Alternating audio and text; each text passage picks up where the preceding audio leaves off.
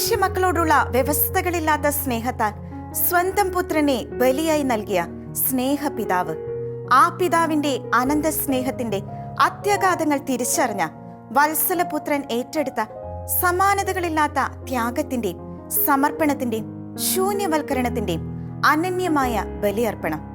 വിശന്നു വലയുന്ന കുഞ്ഞുങ്ങൾക്കായി സ്വന്തം ചങ്കില രക്തം ഊറ്റിക്കൊടുത്ത് സ്വയം മരണത്തിലേക്ക് നീങ്ങുന്ന പെലിക്കൻ പക്ഷിയുടെ കഥ വായിച്ച് കണ്ണു നിറയുന്ന നാം തിരിച്ചറിയാതെ പോകുന്ന ഒന്നുണ്ട്. ലോകം മുഴുവന്റെയും രക്ഷയ്ക്കായും വീണ്ടെടുപ്പിനായും പുത്രസ്ഥാനത്തേക്ക് അവരെ കരം പിടിച്ചുയർത്താനായും അവസാന തുള്ളി രക്തം വരെയും ചിന്തിയിട്ടും മതി വരാതെ ഇന്നും ലോകമെമ്പാടുമുള്ള അൾത്താരകളിൽ മനുഷ്യരോടൊപ്പമായിരിക്കാൻ അനുദിനം സ്വയം മുറിച്ചു വിളമ്പുന്ന ലോകത്തിലെ ഏറ്റവും ശ്രേഷ്ഠമായ സ്നേഹദൃഷ്ടാന്തത്തിന് അർഹരായവരാണ് നാം എന്ന സത്യം വിശുദ്ധ കുർബാനയുടെ ആഴങ്ങളിലേക്കും യാഥാർത്ഥ്യങ്ങളിലേക്കും ചരിത്ര സാക്ഷ്യങ്ങളിലേക്കുമുള്ള എന്റെ ഓർമ്മയ്ക്കായി എന്ന പ്രോഗ്രാമിലേക്ക് പ്രിയ പ്രേക്ഷകർക്ക് സ്വാഗതം.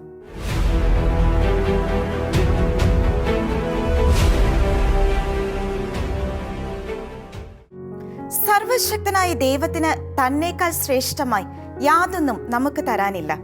തന്റെ ശരീരവും രക്തവുമാകുന്ന മഹാദാനത്തേക്കാൾ കവിഞ്ഞ് മനുഷ്യരോടുള്ള സ്നേഹം പ്രകടമാക്കാൻ മറ്റെന്താണ് ഉള്ളത്?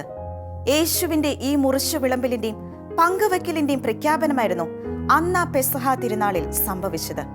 നിങ്ങൾ ഇതെന്റെ ഓർമ്മയ്ക്കായി ചെയ്യുവിൻ എന്ന് പറഞ്ഞ് 2 സഹസ്രാബ്ദങ്ങൾക്ക് മുൻപ് യേശു ഉരുവിട്ട കൂദാശ വചനങ്ങൾ ഇന്നും ദേവാലയ ബലിവേദികളിൽ ആവർത്തിക്കപ്പെടുന്നത് തന്നെ വിശുദ്ധ കുർബാനയുടെ അനന്യതയുടെയും ശ്രേഷ്ഠതയുടെയും പ്രഖ്യാപനമല്ലേ?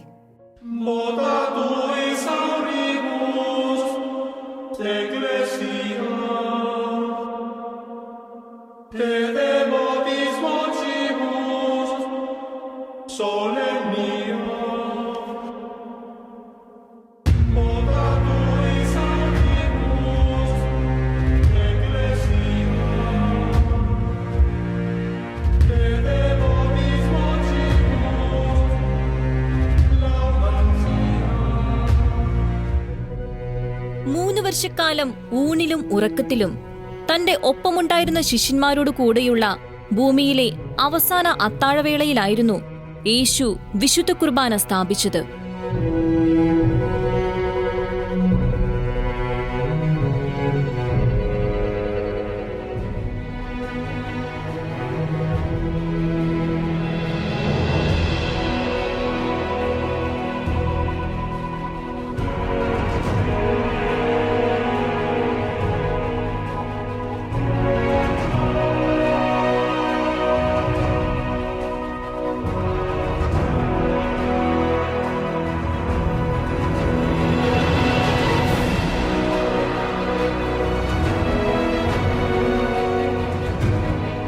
വിഷാദത്തിന്റെയും വേദനയുടെയും വേർപാടിന്റെയും അന്തരീക്ഷം തളം കെട്ടി നിന്ന സിഹിയോൻ മാളിക മുറിയിൽ യേശു തന്റെ ഓർമ്മയ്ക്കായി യുഗാന്ത്യത്തോളം നിലനിൽക്കേണ്ട തന്റെ ശരീര രക്തങ്ങളുടെ വിഭജനത്തിന് അടിസ്ഥാനമിട്ടു.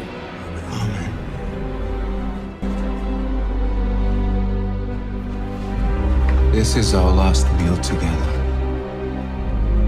before I die. What do you mean? I am the way,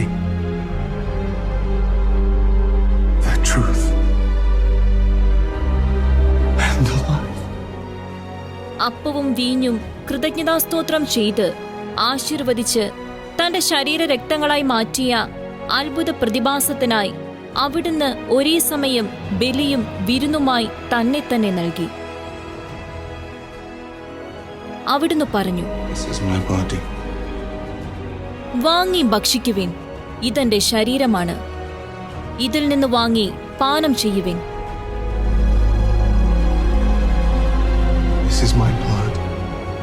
ഇത് അനേകരുടെ പാപമോചനത്തിനായി ചിന്തപ്പെടുന്ന എന്റെ രക്തമാണ്. ഇത് എന്റെ ഓർമ്മയ്ക്കായി ചെയ്യുവിൻ.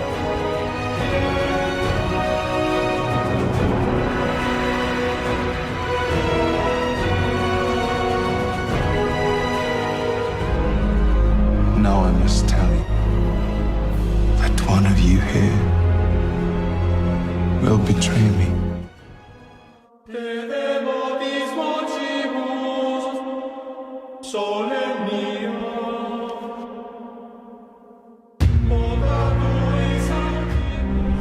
eats this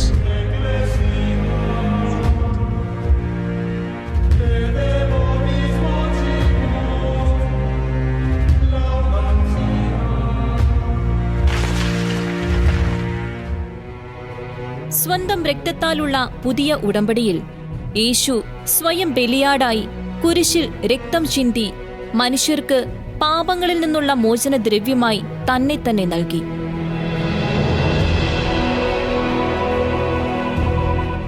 പാതാളത്തെയും മരണത്തെയും കാൽക്കീഴിലാക്കി ഉയർത്തെഴുന്നേറ്റ യേശു എമ്മാവുസിലേക്ക് പോയ ശിഷ്യന്മാർക്ക് കുർബാന അനുഭവം പകർന്ന് വീണ്ടും പ്രത്യക്ഷനാകുന്നുണ്ട്.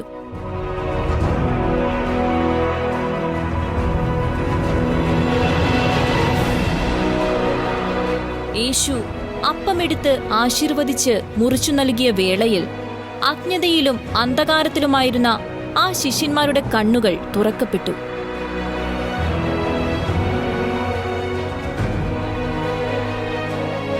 തന്റെ ഓർമ്മയ്ക്കായും മനുഷ്യർക്കിടയിൽ താൻ അന്ത്യത്തോളം ഉണ്ടായിരിക്കുമെന്ന വാഗ്ദാന പൂർത്തീകരണത്തിനായും പെസഹാവേളയിൽ സ്ഥാപിച്ച വിശുദ്ധ കുർബാനയുടെ സ്ഥിരീകരണമായിരുന്നു എമ്മാവുസിലേക്ക് പോയ ശിഷ്യന്മാരുടെ അനുഭവത്തിലൂടെ ഉറപ്പിക്കപ്പെട്ടത്.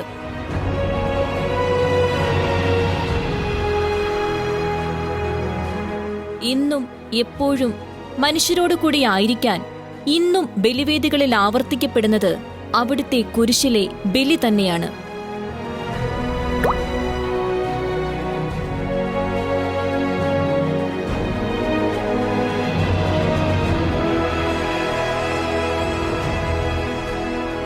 നാം ഭാഗഭാഗങ്ങളാകുന്നത് അവിടുത്തെ ശരീരത്തിന്റെയും രക്തത്തിന്റെയും പങ്കുവെക്കലിലാണ്.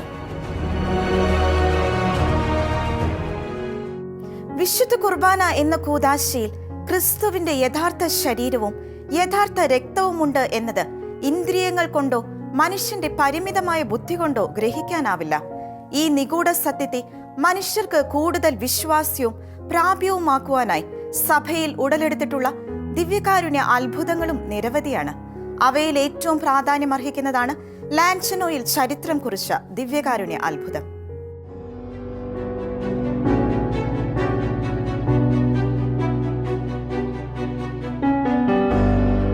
AD 750 ഇറ്റലിയിലെ ലാൻചനോയിൽ വിശുദ്ധ ലോഞ്ചിനിയൂസിന്റെ ആശ്രമ ദേവാലയത്തിലെ ഒരു പുരോഹിതൻ ദിവ്യകാരുണ്യ തിരുവോസ്തിയിൽ യഥാർത്ഥത്തിൽ ക്രിസ്തുവിന്റെ സാന്നിധ്യമുണ്ടോ എന്ന് സംശയിച്ചിരുന്നു. ദിവ്യബലി മധ്യേ ദിവ്യകാരുണ്യം ആശീർവദിച്ചയുടനെ ഓസ്തി കർത്താവിന്റെ മാംസവും വീഞ്ഞ് തിരുരക്തവുമായി മാറുകയും അവിടെ സന്നിഹിതരായിരുന്ന എല്ലാവരും ഈ അത്ഭുതത്തിന് സാക്ഷ്യം വഹിക്കുകയും ചെയ്തു.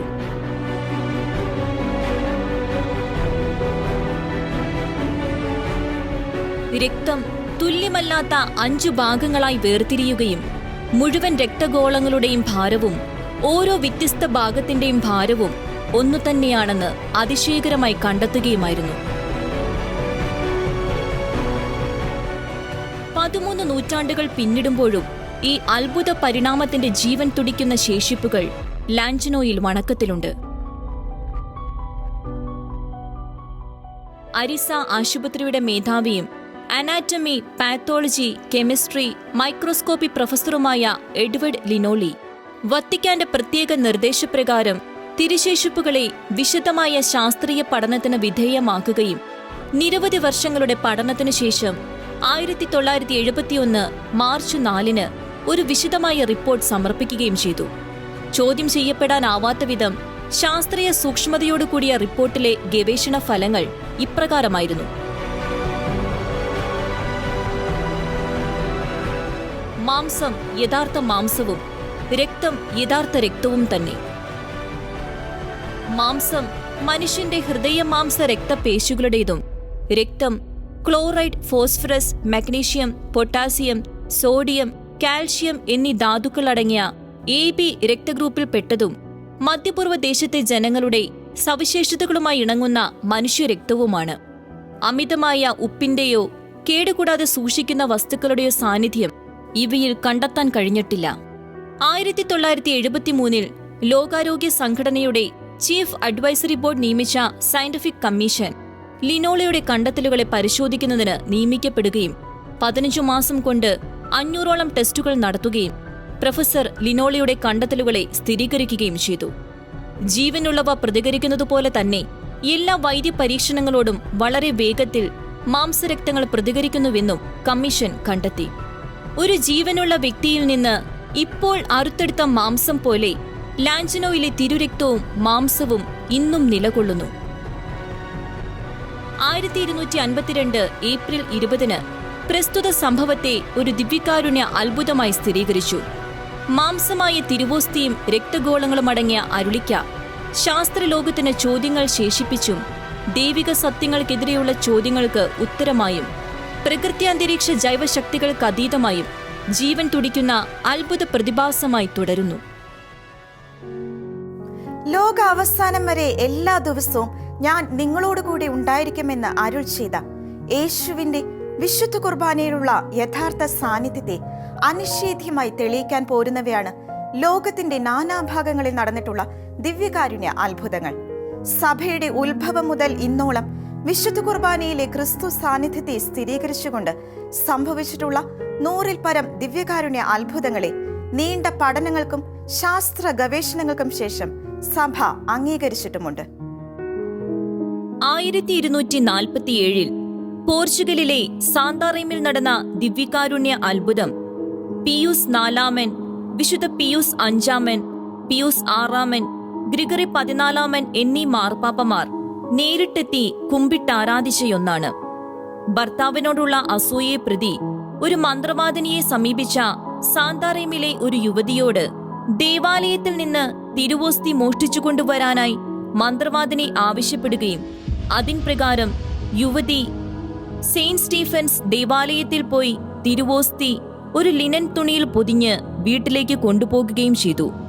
തുണി നനയുന്നതായി അനുഭവപ്പെട്ടതിനെ തുടർന്ന് അത് തുറന്നു നോക്കിയ അവൾ കണ്ടത് തിരുവോസ്തിയിൽ നിന്നും രക്തമൊഴുകുന്നതും തുടർന്ന് മുറിയിലാകെ പ്രകാശം പരക്കുന്നതുമായിരുന്നു.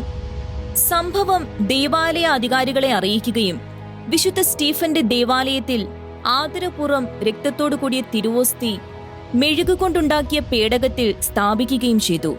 ഈ മെഴുകു പേടകം കഷണങ്ങളായി ചിതറി പകരം ഒരു സ്ഫടികപാത്രത്തിൽ പൊതിയപ്പെട്ടതായ മറ്റൊരു അത്ഭുതവും ദേവാലയത്തിലുണ്ടായി. ഔദ്യോഗിക പഠനങ്ങൾക്കു ശേഷം പ്രസ്തുത അത്ഭുതം സഭ അംഗീകരിക്കുകയും ചെയ്തു. പ്രകൃതി നിയമങ്ങളെ അതിലംഘിച്ച് ദ്രവരൂപത്തിൽ രക്തത്തോടുകൂടി ജീവാംശം തെളിയിക്കുന്ന ശാസ്ത്ര കണ്ടെത്തലുകളുമായി ഇന്നും സാന്താറേമിലെ ദേവാലയത്തിൽ ഈ അത്ഭുതം നിലകൊള്ളുന്നു.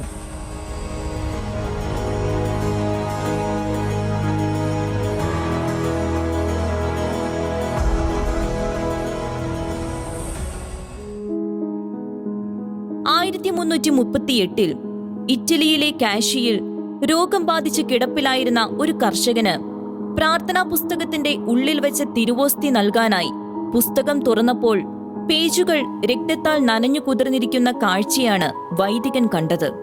തിരുവോസ്തിയിലെ രക്തക്കറ പുരണ്ട പുസ്തകത്താളുകൾ സൂക്ഷിക്കപ്പെടുകയും അവ ഇന്നും അരുളിക്കയിൽ വണങ്ങപ്പെടുകയും നിരവധി അത്ഭുതങ്ങൾക്ക് നിദാനമാകുകയും ചെയ്യുന്നു.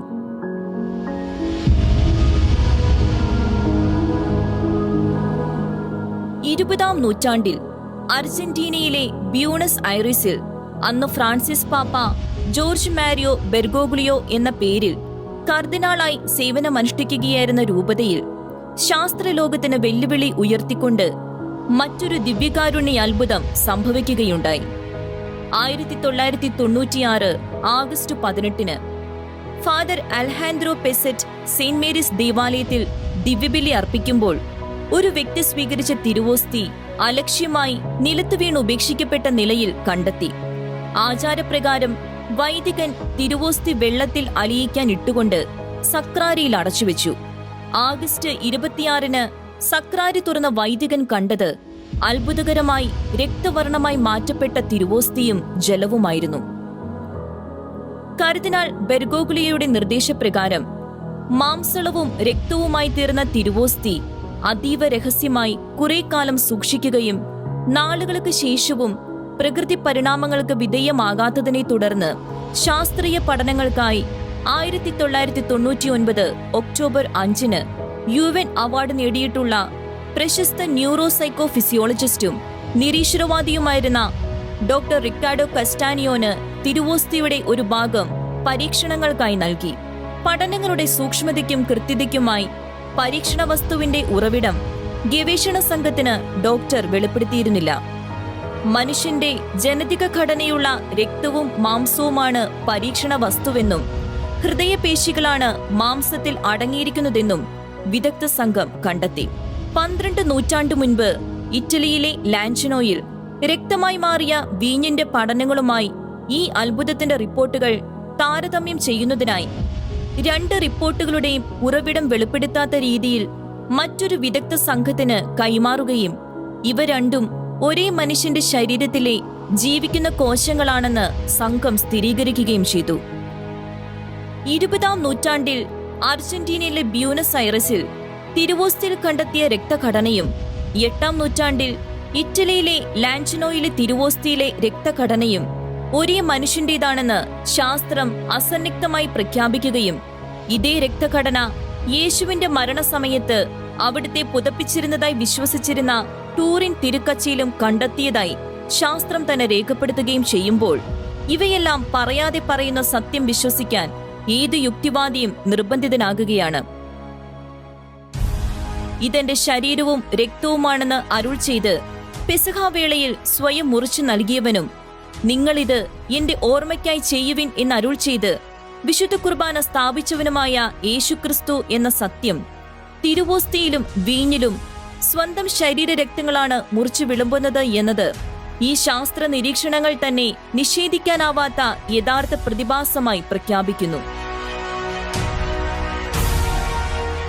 ബ്യൂണസ് ഐറസിൽ സ്വയം നിരീശ്വരവാദിയെന്ന് അഭിമാനപൂർവ്വം പ്രസ്താവിച്ച ശാസ്ത്ര വിദഗ്ധൻ ഡോക്ടർ റിക്കാർഡോ കസ്റ്റാനിയോൻ പ്രസ്തുത അത്ഭുതത്തിന്റെ ശാസ്ത്ര വിശകലനങ്ങൾക്കു ശേഷം ഇന്ന് ദിവ്യകാരുണ്യ അത്ഭുതങ്ങളുടെ പ്രഘോഷകനായി കത്തോലിക്ക വിശ്വാസം സ്വീകരിച്ചതും ഇതിന് ആധികാരികത വർദ്ധിപ്പിക്കുന്നു.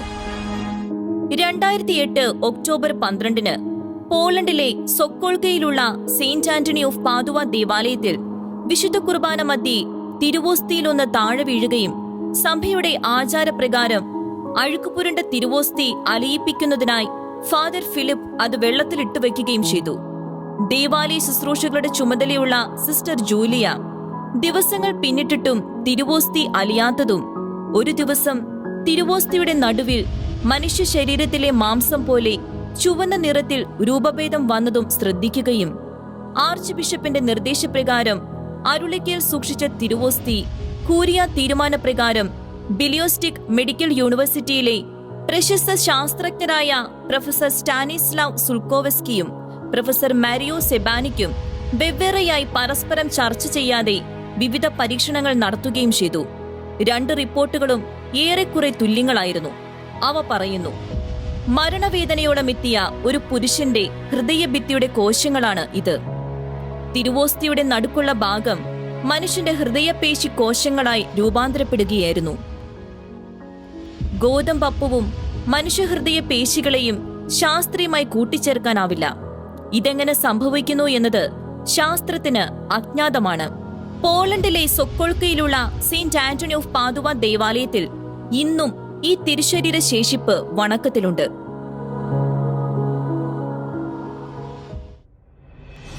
മനുഷ്യബുദ്ധിയെ അമ്പരിപ്പിച്ച് ശാസ്ത്രത്തിനു മുൻപിൽ ചോദ്യങ്ങൾ ഉയർത്തി അന്നാ പെസഹ നാളിൽ തന്റെ ഓർമ്മയ്ക്കായി യുഗാന്ത്യം വരെ നിലകൊള്ളുമെന്ന് നമ്മുടെ കർത്താവിന്റെ വാക്കുകളുടെ ജീവിക്കുന്ന തെളിവുകളായി, അനിഷേധ്യങ്ങളായ പ്രപഞ്ച സത്യമായി, ജീവൻ തുടിക്കുന്ന ശരീരരക്തങ്ങളായി കാലവും ചരിത്രവും ശാസ്ത്രവും സഭയും വിശ്വാസികളും നിരീശ്വരവാദികളും അംഗീകരിച്ചവയായി നിലകൊള്ളുന്നു.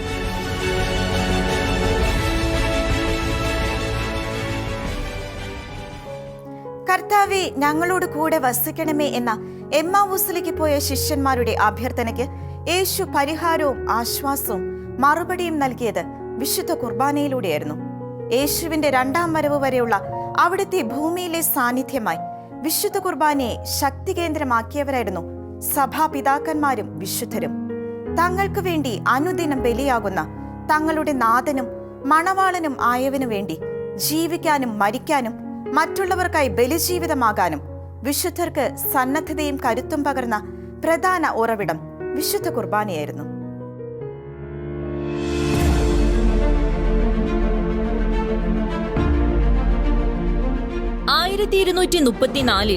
ഫ്രെഡറിക് രണ്ടാമൻ ചക്രവർത്തി ഇറ്റലിയിലെ അസിസി നഗരത്തെ ആക്രമിക്കാൻ ഒരുമ്പിടുകയും അറബി പട്ടാളക്കാർ വിശുദ്ധ ക്ലാരയുടെ സാന്റമിയാനോ കന്യാമഠത്തിൽ പ്രവേശിക്കാൻ ഉദ്യമിക്കുകയും ചെയ്തു. ഉടൻ തന്നെ ദിവ്യകാരുണ്യ പ്രേഷിതയെന്ന് അറിയപ്പെടുന്ന വിശുദ്ധ ക്ലാര ശത്രുക്കൾക്കെതിരായി വിശുദ്ധ കുർബാന അരുളിക്കയിൽ എഴുന്നള്ളിച്ചു വെക്കുകയും അതിൽ നിന്നും പ്രവഹിച്ച പ്രകാശരശ്മികൾ ശത്രുക്കളുടെ കണ്ണുകൾ അന്ധമാക്കുകയും പട്ടാളക്കാരുടെ കൂടാരവും മറ്റും കാറ്റിൽ തകർന്നടിയുകയും ചെയ്തു.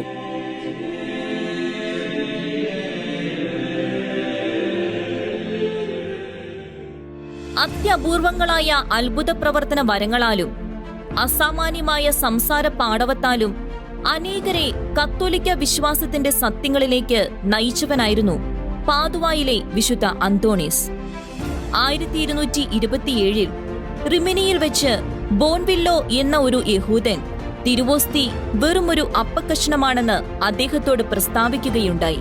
താൻ തന്റെ കഴുതയെ 3 ദിവസം പട്ടിണിക്കിടാമെന്നും അതിനുശേഷം അതിനിഷ്ടമുള്ള ഭക്ഷണവും തിരുവോസ്തിയും കഴുതയ്ക്ക് മുൻപിൽ കാണിക്കണമെന്നും കഴുത ഭക്ഷണം ഉപേക്ഷിച്ച് തിരുവോസ്തിയെ വണങ്ങിയാൽ താൻ വിശ്വസിക്കാമെന്നുമുള്ള ബോൺവില്ലോയുടെ വെല്ലുവിളി അദ്ദേഹം ഏറ്റെടുത്തു. പറഞ്ഞുറപ്പിച്ചതനുസരിച്ച് വിശുദ്ധനും നാസ്തികനും തിരുവോസ്തിയും ഭക്ഷണവുമായി ക്രമാനുസൃതം അണിനിരന്നു.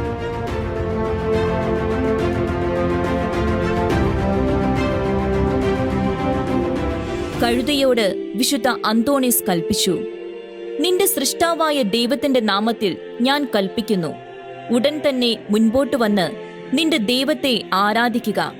അൾത്താരയിലെ പുരോഹിതന്റെ കരങ്ങളിൽ അപ്പത്തിന്റെ രൂപത്തിൽ നിന്റെ സൃഷ്ടാവായ ദൈവം അധിവസിക്കുന്നുവെന്ന് നാസ്തികർ മനസ്സിലാക്കട്ടെ. ഉടൻ തന്നെ കഴുത യജമാനൻ വെച്ചു നീട്ടിയ ഭക്ഷണം ഉപേക്ഷിച്ച് ദിവ്യകാരുണ്യത്തെ വണങ്ങുകയും ആ യഹൂദൻ വിശ്വാസം സ്വീകരിക്കുകയും ചെയ്തു.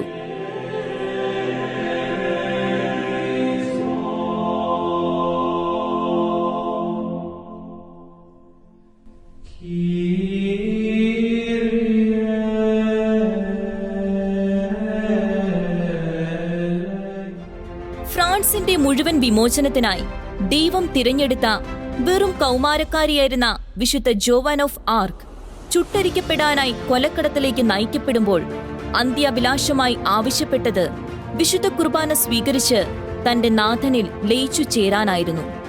ദിവ്യകാരുണ്യം സ്വീകരിച്ച് നിത്യജീവന്റെ അപ്പത്തിൽ നിന്നും ശക്തി നേടി സ്തുതിഗീതങ്ങൾ ആലപിച്ച് ആ വിശുദ്ധ തീജ്വാലകൾക്ക് മധ്യേ ധൈര്യസമേതം മരണത്തെ പുലുകി.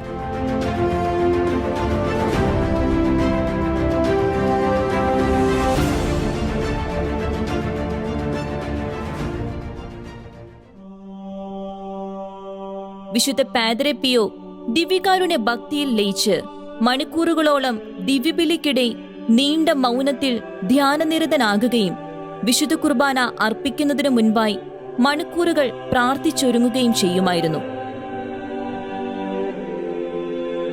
വിശുദ്ധ ജോസഫ് കുപ്പർത്തിനയുടെ വിശുദ്ധിയിലും എളിമയിലുമുള്ള പാരമ്യത്താലും വിശുദ്ധ കുർബാനയിലുള്ള ധ്യാനനിമഗ്നമായ പങ്കാളിത്തത്താലും ദിവ്യബലി മധ്യേ അദ്ദേഹം ഭൂമിയിൽ നിന്ന് പൊങ്ങിപ്പോകുമായിരുന്നു. ഉപവിയുടെ പര്യായമായി ലോകമനസ്സുകളിൽ ഇടം നേടിയ മദർ തെരേസ മറ്റുള്ളവർക്കായി സ്വയം ബലിയായത് തനിക്കായി ബലിയായ തന്റെ മണവാളന്റെ സ്നേഹബലിയിൽ നിന്നും അനുദിനം പ്രചോദനം ഉൾക്കൊണ്ടുകൊണ്ടായിരുന്നു. വിശുദ്ധ കുർബാനയിൽ പുരോഹിതനും ബലിവസ്തുവുമെല്ലാം താൻ തന്നെയാണെന്ന് തെളിയിച്ച് സ്വർഗം നേരിട്ട് വിശുദ്ധ കുർബാന നൽകിയ വ്യക്തികളും സഭാ ചരിത്രത്തിലുണ്ട്.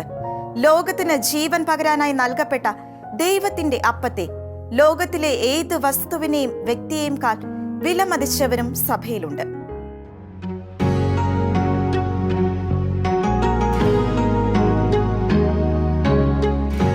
ഫാത്തിമയിൽ പരിശുദ്ധ മറിയത്തിന്റെ പ്രത്യക്ഷീകരണം ലഭിച്ച ഇടയ കുട്ടികളായിരുന്ന ലൂസി, ഫ്രാൻസിസ്, ജെസിന്ത എന്നിവർ ലോകം മുഴുവനിലും പരിശുദ്ധ മറിയത്തിന്റെ സന്ദേശങ്ങൾ പ്രതിധ്വനിക്കാൻ ദൈവം ഉപയോഗിച്ച വിശുദ്ധ പാത്രങ്ങളായിരുന്നു.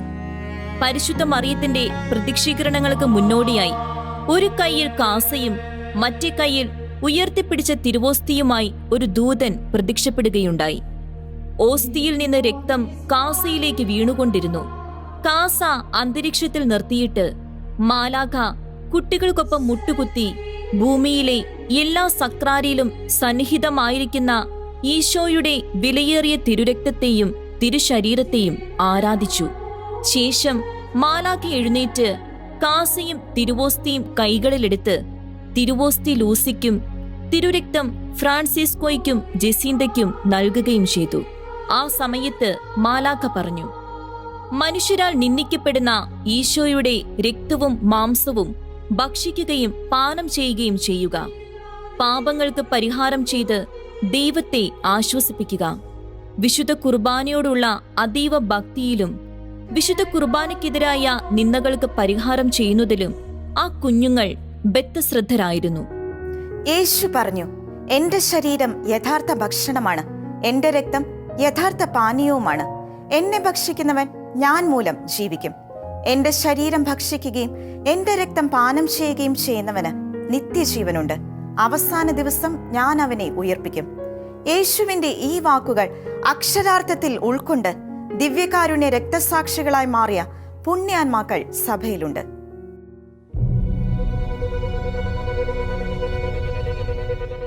ഡയോക്ലീഷ്യൻ ചക്രവർത്തിയുടെ കാലത്ത് ദിവ്യകാരുണ്യം സ്വീകരിക്കുന്നതിനായി മർദ്ദിക്കപ്പെടുകയും ധൈര്യസമേതം മരണത്തെ പുലുകിയവനുമായിരുന്നു വിശുദ്ധ ടർസീസിയസ്.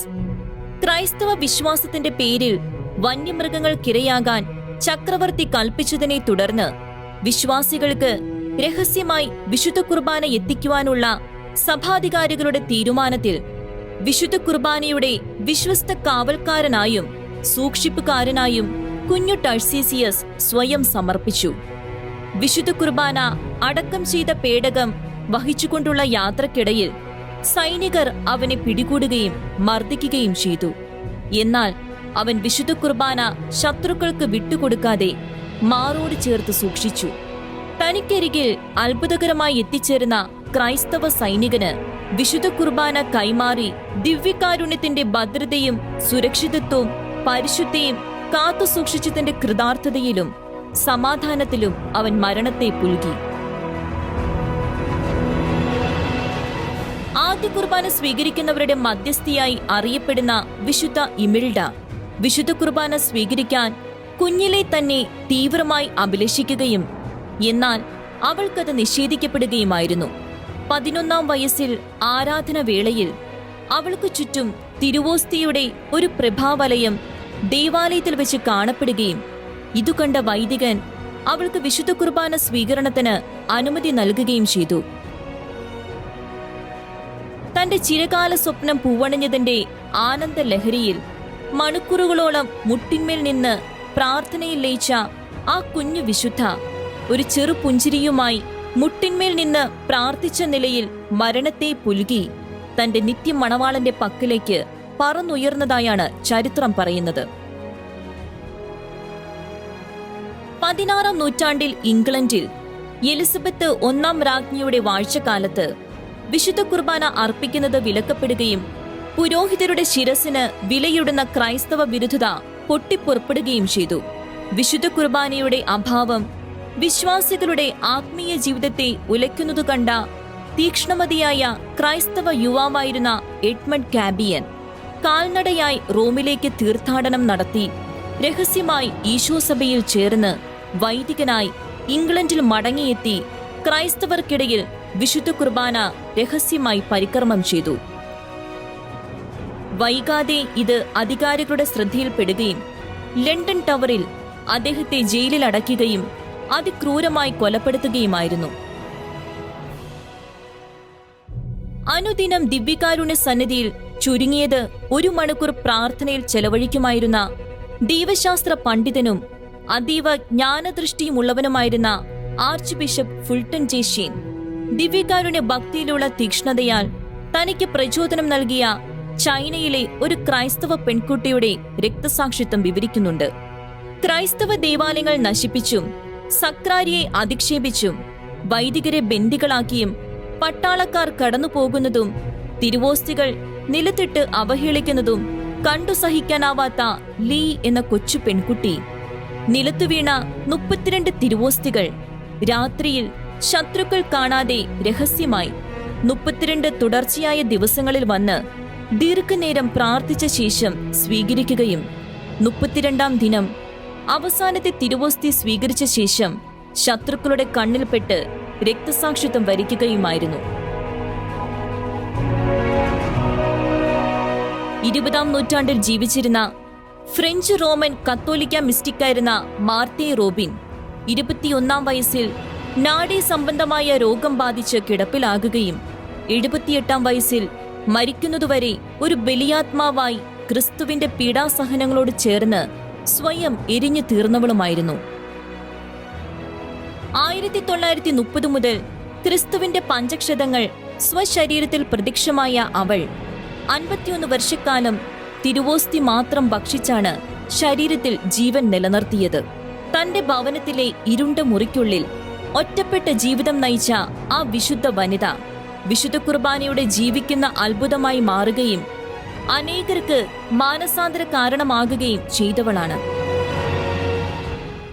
ഭക്ഷണത്തിനും വെള്ളത്തിനും സ്നേഹത്തിനും മറ്റു ഭൗതിക ആവശ്യങ്ങളുടെ ശമനത്തിനുമായി നെട്ടോട്ടമോടുന്ന മനുഷ്യർക്ക് മുൻപിൽ വെല്ലുവിളി ഉയർത്തുന്നതാണ് മനുഷ്യബുദ്ധിക്ക് അഗ്രാഹ്യമായ ഒരു ചെറിയ അപ്പക്കഷ്ണമായ തിരുവോസ്തിയിൽ ഈ വിശുദ്ധ ജീവിതങ്ങൾ അനുഭവിച്ച ആനന്ദവും സംതൃപ്തിയും അവരുടെ ജീവിതങ്ങളിൽ കുറിക്കപ്പെട്ട അത്ഭുത പ്രതിഭാസങ്ങളും.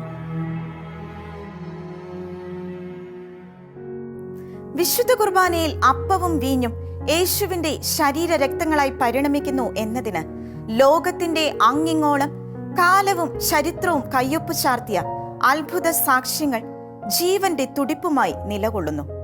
സത്യം തന്നെയായ ദൈവത്തിന്റെ സത്യവചനങ്ങൾ സത്യമാണ് എന്നതിന്റെ പ്രകട തെളിവുകളായി ദിവ്യകാരുണ്യ അത്ഭുതങ്ങൾ ശാസ്ത്രലോകത്തിന് വെല്ലുവിളിയായി നിലകൊള്ളുമ്പോഴും വീണ്ടും ചോദ്യങ്ങളും സംശയങ്ങളും എതിർവാദങ്ങളും ഉയർത്തി സത്യത്തെ മറയ്ക്കാനും കണ്ണടച്ച് ഇരുട്ടാക്കാനും ശ്രമിക്കുന്ന യുക്തിവാദങ്ങളെ പിൻചെല്ലുന്നത് ഭോഷത്വമല്ലേ? ദൈവം തന്ന ബുദ്ധി കൊണ്ട് ദൈവത്തിനെതിരെ ചോദ്യങ്ങൾ ഉയർത്തുകയും വിശുദ്ധ കുർബാനയിലെ ദൈവസാന്നിധ്യത്തെ നിഷേധിക്കുകയും ചെയ്യുന്നവർ നഷ്ടമാക്കുന്നത് ജീവിതത്തിൽ ലഭിക്കുന്ന ഏറ്റവും കലർപ്പില്ലാത്ത സ്നേഹത്തിന്റെ ഏറ്റവും മഹത്തായ പ്രകടനമാണ്. എന്തെന്നാൽ നാം പാപികളായിരിക്കെ നമുക്കായി മരിച്ചവന്റെ ജീവിക്കുന്ന ശരീരരക്തങ്ങളാണ് വിശുദ്ധ കുർബാന. ഒരു കത്തോലിക്കന്റെ സമ്പന്നതയും ശ്രേഷ്ഠതയും അനന്യതയും ലോകത്തിനു മുന്നിൽ വിളിച്ചറിയിക്കുന്ന ദിവ്യകാരുണ്യ പ്രേക്ഷിതരായി നമുക്കും രൂപാന്തരപ്പെടാം. നന്ദി. അവസാന അത്താഴബലിയിൽ നാഥന്റെ ഹൃദയം ജ്വലിച്ചു. പിരിയാതെ പ്രിയരിൽ വസിക്കാനീശോ സ്നേഹത്തിൻ കൂദാശയായി. അവസാന അത്താഴബലിയിൽ നാഥന്റെ ഹൃദയം ജ്വലിച്ചു.